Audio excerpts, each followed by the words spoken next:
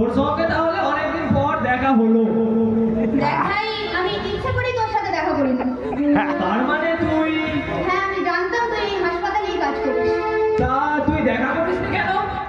দেখা করলি তো তোর আমার জীবনের সেই যন্ত্রণাময় দিনগুলোর কথা মনে পড়ে যাবে। ওসব কথা বাদ দে ভাই। বাদ দেবো কি করে বল ভাই? ওরকম ফুলের মতো ছোট্ট বোন আমার। হরি, ওসব কথা মনে করিসনি ভাই, অতীতকে ভুলে যাওয়ার চেষ্টা কর। এই কারণেই আমি হাসপাতালে আসতে চাই। আরে, তোর বাবা মা ভালো আছে? আর তোর যে ছোট ভাইটা ছিল? না রে, বাবাকে কোনো রকমে বাঁচিয়ে রেখেছি। মা তো ওই অবস্থার পর থেকে 1 বছর বিছানায় পড়েছিল, তারপরে মাও চলে গেল, আর তারপর 6 মাস যেতে না যেতেই ভাইটা লরি করে গেছিল। সে কি রে? হ্যাঁ রে ভাই, এখন সব হারিয়ে ওই অসুস্থ বাবা আর আমি। বিয়ে করিসনি? না রে, কেন, মেয়ে পাসনি নাকি? না রে, ইচ্ছে থাকলে মেয়ে হয় না, আসলে ইচ্ছেটাই নেই। কেন, ইচ্ছে নেই কেন? দেখ ভাই, আমাদের জীবনে যা আঘাত পেয়েছি আমরা, তাই বাবাকে বাবার মতো করে রাখতে হলে ওদের মেয়ে দিয়ে হবে না। হরি, হ্যাঁ রে ভাই, প্রথমে বোন, তারপরে মা, তারপরে ভাইটাও চলে গেল। 1 থেকে 1.5 বছরের মধ্যে পরপর এতগুলো শোক সহ্য করে মানুষটা কোনো রকমে বেঁচে আছে রে। কি আছে আমি সহৃদয় মেয়ে যে আমার বাবাকে নিজের বাবার মতো করে সেবা করবে? তারপর আমি ঘরে থাকি না। দুঃখ কি আমারও হয় না রে ভাই? আর রাধিকা বেঁচে থাকলে তোদের বাড়ির সঙ্গে আমার একটা সম্পর্ক তৈরি হতো, কিন্তু ছোট ভাইটা কিভাবে? ওর মৃত্যুটাও কিন্তু কোনো সাধারণ ঘটনা নয়। ও বোনের মেয়েকে গ্রেফতার করার জন্য পুলিশের উপর খুব চাপ সৃষ্টি করেছিল। সেই কারণেই হয়তো পরিকল্পনা করে। আমরা কতটা অসহায় বল বলি? চোখের সামনে রাধিকার খুনেরা ঘুরে বেড়াচ্ছে, অথচ আমরা তাই কিছুই করতে পারছি না। তুই বলছিস স্বপন, যখন একা থাকি ছোট বোন ছোট ভাইটার কথা খুব মনে পড়ে। তখন মনে হয় না ওই 3 শয়তানকে খুব করে যেন ফাঁসি কাটে চলে যায়। অসুস্থ বাবার কথা মনে করে কিছু করতে পারি না রে। হাসি, হাসির কথা বলতে আমার মাথায় প্ল্যান এলো জানিস? কি প্ল্যান? আমরা তো রাধিকার খুনিদের বিচার চাইতে বাইরে দরজায় দরজায় অনেক মাথা ঘুরেছি, হ্যাঁ কোনো সুবিধের বাইরে এখনো না, তাহলে ছোট ভাই না পারলে একবার বড় ভাইয়ের সঙ্গে যোগাযোগ করলে কেমন হয়? কি সব বলছিস বলতো পাগলের মতো? ছোট ভাই বড় ভাই এই জন্য সালা তোর প্রমোশন হয় না। হাবিলদার দিদি, হাবিলদার আছিস, আর চাকরি জীবনের একটা দিন হাবিলদারই থাকবি। আরে শালা, আইন যদি হয় ছোট ভাই, বড় ভাই হলো বেআইন।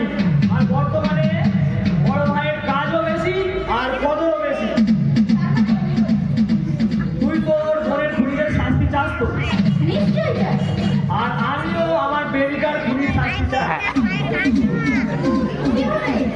তুইও ফাঁসি কাটে চড়তে পারবি না তোর বাবার জন্য, আর আমিও পারবো না আমার সংসারের জন্য। তাহলে কিন্তু ভীম পারবে। ঠিকই বলছি, একটা মানুষের কবার ফাঁসি হয়? হ্যাঁ কিন্তু কোনো কিন্তু নয়। তুই আছিস জেলে আর আমি আছি হাসপাতালে। ভীম যতদিন সুস্থ থাকবে, ওর ফাঁসি যতদিন না হবে, ও জেলে থাকবে। আর অসুস্থ হলে ওকে এই হাসপাতালে আমার তত্ত্বাবধানে ওর চিকিৎসা চলবে। কিন্তু আমাদের খেয়াল রাখতে হবে ওই 3 খুনি শয়তান কখন কোথায় যায়, কত রাত পর্যন্ত বাইরে থাকে। যদি ঠিকঠাক ইনফরমেশন আমরা ভীমকে সাপ্লাই করতে পারি, তাহলে ভীমকে দিয়ে আমরা আমাদের কাজটা হাসিল করি। চলে আয় ভীমের বেডে, এই ফাঁকে আলোচনাটা সেরে নিই। তুই ঠিক বলেছিস স্বপন। এই জন্যই হয়তো ভগবান আজ আমাকে হাসপাতালে পাঠিয়ে দিয়েছে ভীমের সংবাদ নেওয়ার জন্য।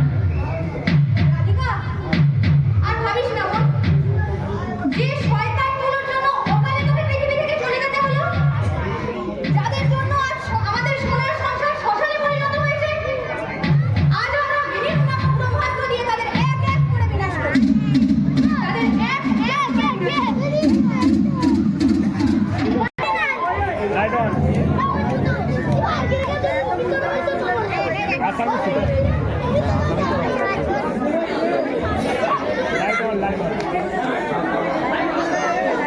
বন্ধ কর।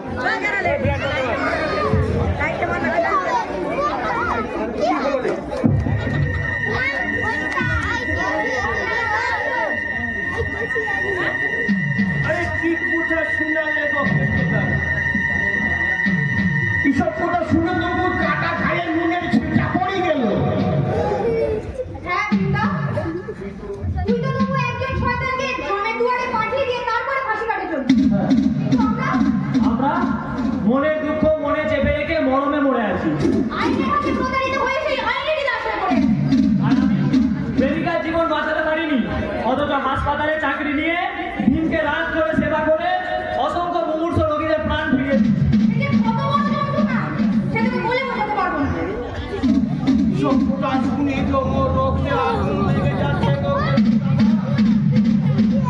কিন্তু মোর তো করার কিছু নাই গো। যদি উপায় থাকতো। উপায় আছে। হ্যাঁ, সেই জন্যই আমার কাছে আমাদের আশা। কি বলছো তুমি কষ্ট দাদা? উপায় আছে? ওই ফাঁসির আসামি হয়ে তোমাদের কি কামে লাগো? কাজ আছে। তবু ভালো। এই প্রথম জানতে পারলাম যে মরণের পরেও মানুষের উপকার করা যায়। মরণের পরে নয় ভীম, মরণের আগে। কৃষ্ণ দাদা কি কথা বলতেছো গো? হ্যাঁ ভীমদা, তুমি মরণের আগে এমন এক কাজ করে যাবে যে পৃথিবীর বুকে দুটি পরিবার তোমাকে দেবতার মতো তাদের মনের মণিকোঠায় গেঁথে রাখবে। দাদা হ্যাঁ ভীমদা, তার আগে তোমাকে কটা প্রশ্নের উত্তর দিতে হবে। বলো বলো কি করতে হবে বলো। তুমি আমাদের স্বার্থপর ভাববে না তো? কি তুই কি বলছিস সকল দাদা? কৃষ্ণ দাদার বোন মানে ও আমার বোন আছে? হ্যাঁ গো কৃষ্ণ দাদা, এতদিন ছেলে মরার শোক পাইছি, বউ মরার শোক পাইছি, আজ বোন মরার শোক নতুন করে পেয়ে বুকের ভেতরটা কেমন যেন হাতল নতুন করে জেগে উঠছে। তোমরা শুধু বলো মুখে কি করতে হবে। দেখো ভীমদা, তোমার যা হারিয়েছো হয়তো ওই তিনজনকে খুন করার পরে আর ফিরে আসবে না। এই কথা মনে করে মারার মুহূর্তে তোমার হাত কেঁপে উঠবে না তো? মারার সময় আমরা যখন হাত জোর করে কান ভিখা থাকে, তখন তুমি দুর্বল করবে না। ফাঁসি খোলার পরে মৃত্যুর যে ভয়াবহতা সেটা তোমাকে ভীতু করে তুলবে না তো? আরে ফাঁসি তো মোর এমনিতেই হবে। মুই এ দুনিয়ার মায়া অনেকে গেই ছেড়ে দিছি। মুই এখন থেকে ভাবতে শুরু করে দিছি মরণের পরে মানুষ কোথায় থাকে, কেমন থাকে, সেখানে মোর সংসার হইবে কিনা। যেমন মোদের নতুন মেয়েদের নতুন সংসার হওয়ার সময় শ্বশুর বাড়ি যাওয়ার আগে মনে মনে একটা পড়াশুনো জানে না, মুই বিদায় যাচ্ছি, সেখানে কেমন থাকবো, কি খাবো, হাসির সঙ্গে মেয়েদের শ্বশুর বাড়ির কোনো তফাৎ নাই। তাহলে শোনো ভীমদা, বলো তোমাকে কিন্তু একটা কাজ করতে হবে। কি কাম বলো বলো। এই যে তুমি অসুস্থ হয়েছো, আর সুস্থ হওয়া যাবে না। তার মানে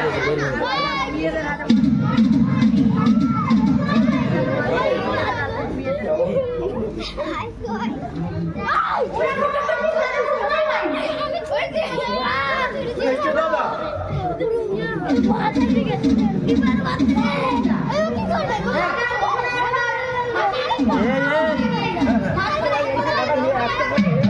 ঠিক সেই কদিনের মধ্যে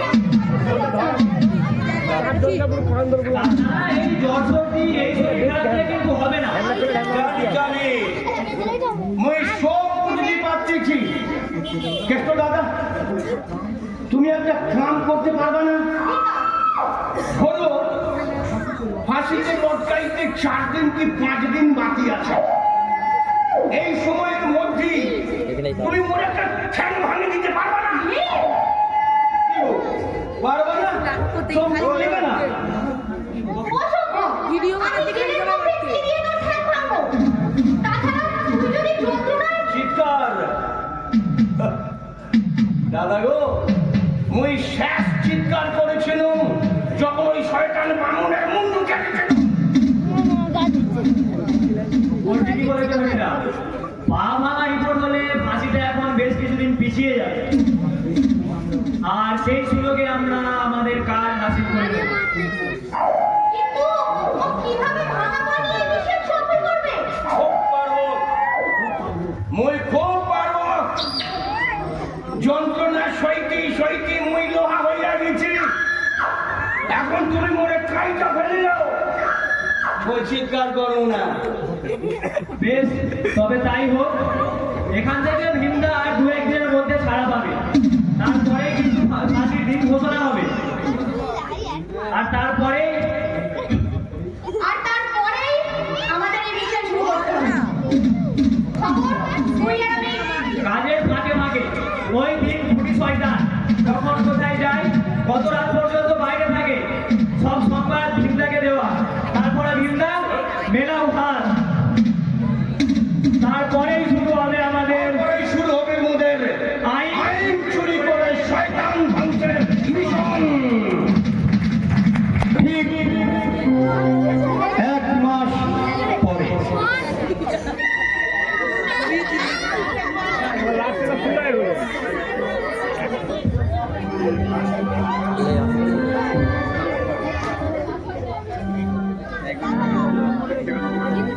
আরে হরি, ও পা ভাঙলো কি করে? ও তো বাথরুম থেকে বেরোনোর সময় পড়ে গেছে। ওরা যে কি সব করি, এত মোস্ট ওয়ান্টেড ক্রিমিনাল। এখন 7 দিন পর যে ফাঁসি হবে, এখন যদি তার পা ভেঙে যায়, কি মুখ দেখাবো? ও তো অনেক কথাই বলবে। 7 দিন পর যার মৃত্যু নিশ্চিত, তার কথা কি আর আইন শুনবে? এখন ব্যাপার হলো,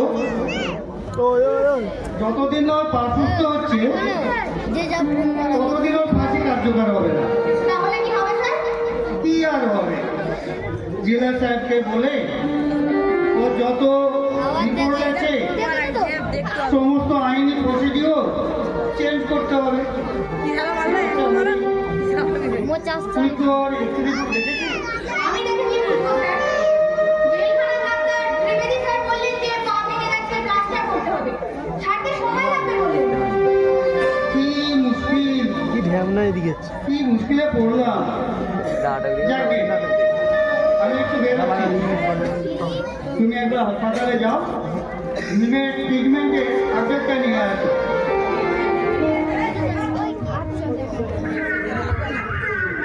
আপডেট তো নিতেই হবে স্যার, আপনার দরকারে না হলেও আমার জন্য তো নিতেই হবে। আজ রাতের মধ্যেই আমাদের কাজ হাসিল করতে হবে। কিন্তু খবরটা এখনো আসছে না কেন? তবে কি আমাকে এই অনুষ্ঠানে যেতে হবে? আরে তোকে তো এমনিতেই যেতে হবে, তোর বড়বাবু তো বলে গেল যে আপডেট আনতে। আর ন্যাকামি করো না গুরু, দাও জিরো মেডিকেল রিপোর্টটা দাও। আর বলো কি খবর? দেখ ভাই, ওই সাথে উকিলের ছেলের পেছনে আমি ওই যে আনোয়ার আছে, আনোয়ারের ছেলে কুকুরকে লাগিয়ে দিয়েছিল। ও বললো, চাচা ওই যে হরিদেবপুর বাস স্ট্যান্ড আছে, ওখানে যে হোটেলটা আছে, আজ রাতে ওরা ওখানে ফুর্তি করতে যাবে। তাই না? তাহলে তো আজ রাতেই। হ্যাঁ, আজ রাতেই আমাদের সব কাজ শেষ করতে হবে। তাহলে শোন, আজ আর আমার নাইট ডিউটি নেই, আমি ওই হোটেলের আশেপাশেই থাকবো। ঠিক যেই সময় তুই আমাকে ফোন করবি, সেই সময় আমি ভিমদাকে হাসপাতাল থেকে ছেড়ে দেবো। দেখিস ভাই, যেন কাক পক্ষীতেও টের না পায়। পেলে কি হবে? কে ধরা পড়বে? ভীম। ফাঁসি কার হবে? ভীমের। সাজা কি হবে? ফাঁসি। একটা মানুষের কবার ফাঁসি হয় না ভাই? হ্যাঁ, কিন্তু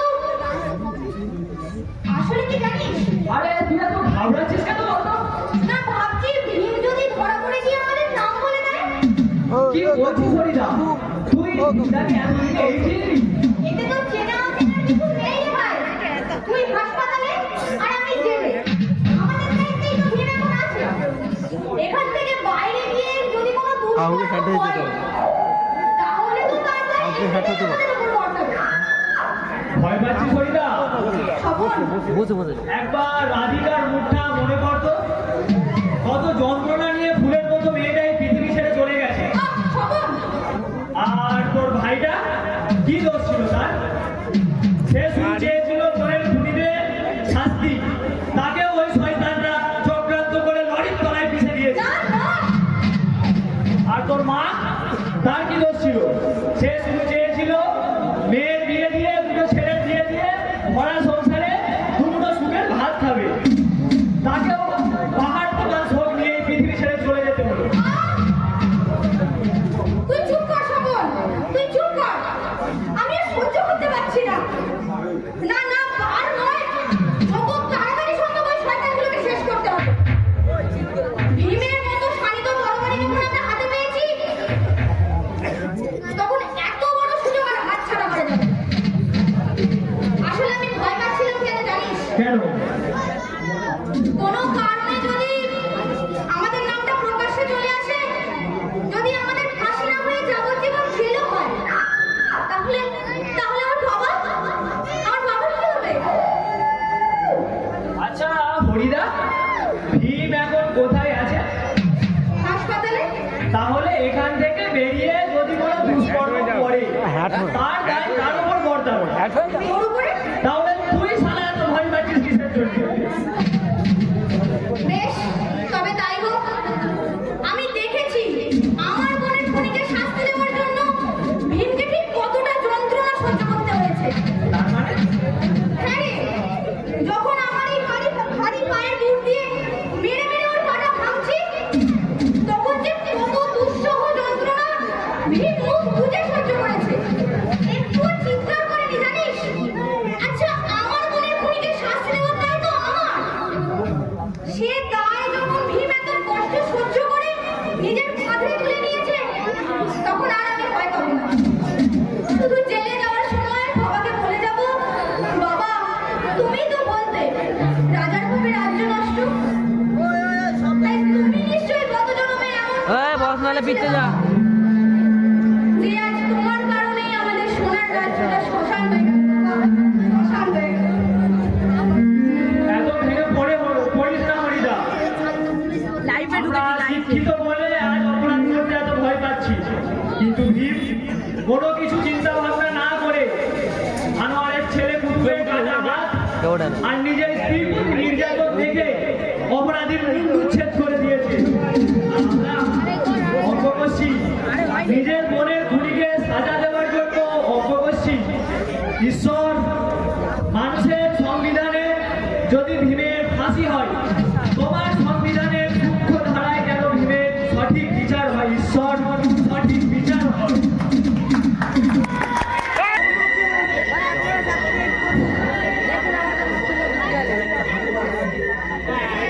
ঘুরঘুটে আদার রে বাবা, কিছু খাওয়ার করতেও পারছি